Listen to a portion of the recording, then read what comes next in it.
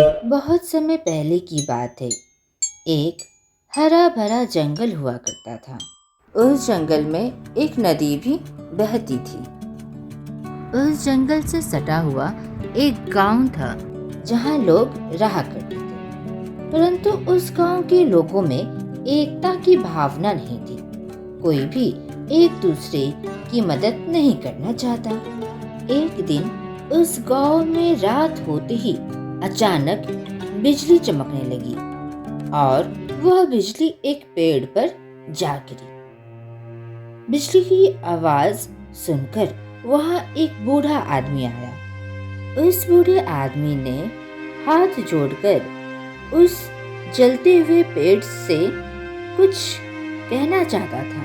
तभी उस पेड़ ने कहा, यह तो होना ही था। तुम गांव वाले बहुत ही मतलबी और बुरे हो। तुम सब में एकता बिल्कुल नहीं, एक दूसरे से लड़ा करते हो। अभी तो बिजली गिराई है, अब मैं आकाश बादल को बोलकर यहाँ के इलाके में भीषण बारिश करवाने वाला हूँ और नदी से भी बोलकर यहाँ पर बाढ़ करवाने वाला हूँ। तुम लोग अगर मिलकर ना रहे, मिलकर कोई तरीका ना निकाले तो इस वर्षा से बचने का कोई समाधान नहीं, तुम सब मारे जाओगे। दूसरे दिन वह व्यक्ति गांव के सभी लोगों को बुलाया और भीषण वर्षा और बाढ़ आने की बात की। उस बूढ़े व्यक्ति के पास एक तरकीब था।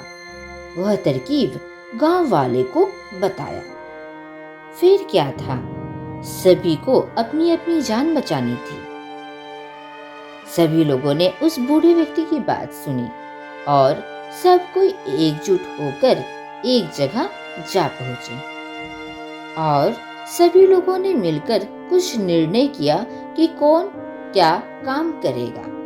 और देखते ही देखते सभी गांव के लोगों ने मिलकर एक बहुत बड़ी सी नाव बनाई। नाव देखने में काफी खूबसूरत और काफी बड़ा था। उस बूढ़े व्यक्ति को यह आभास हो चला था कि क्रोधित आकाश बादल को कुछ ही दिनों के बाद बोलने वाला है भारी वर्षा करवाने के लिए और नदी को भी, ताकि नदी बाढ़ करवा सके। इसीलिए सभी गांव वालों ने निर्णय किया था कि एक बड़ा सा नाव बनाए, ताकि अगर बाढ़ आए तो सभी लोग उस नाव में बैठकर सुरक्षित किसी स्थान पर जा पहुंचे। अब नाव बनकर तैयार थी, परंतु सभी गांव वालों ने मिलकर एक निर्णय ये भी किया था कि सारे जंगली जानवरों की भी जान की रक्षा करेंगे, क्योंकि बगल में ही जंगल है।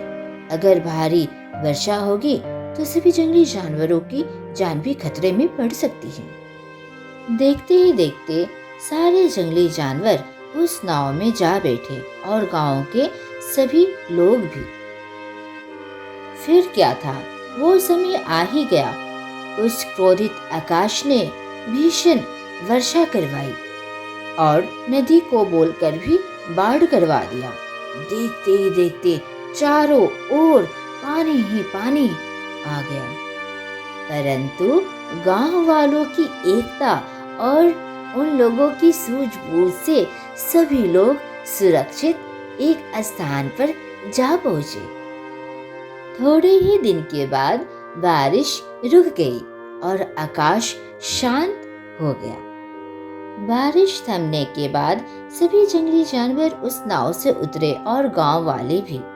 तभी एक प्रकाश छाती है और उसमें से एक आवाज आती है, मैं आकाश बोल रहा हूँ। तुम सभी गांव वालों को देखकर मुझे बहुत ही खुशी हो रही है। तुमने सिर्फ अपनी ही जान नहीं बल्कि जंगली जानवरों की भी जान बचाई है। तुम लोगों की एकता को देखकर मैं बहुत ही प्रसन्न हूँ। अब मैं वादा करता हूँ कि तुम्हारे गांव में कभी भी मुश्किल नहीं आन पड़ेगी।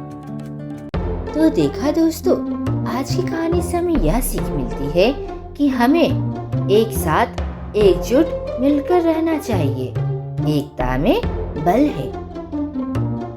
आज की कहानी आप सभी को कैसे लगी जरूर से बताइएगा। मिलते हैं फिर नेक्स्ट हिंदी कार्टून कहानी वीडियो में। Tata good bye.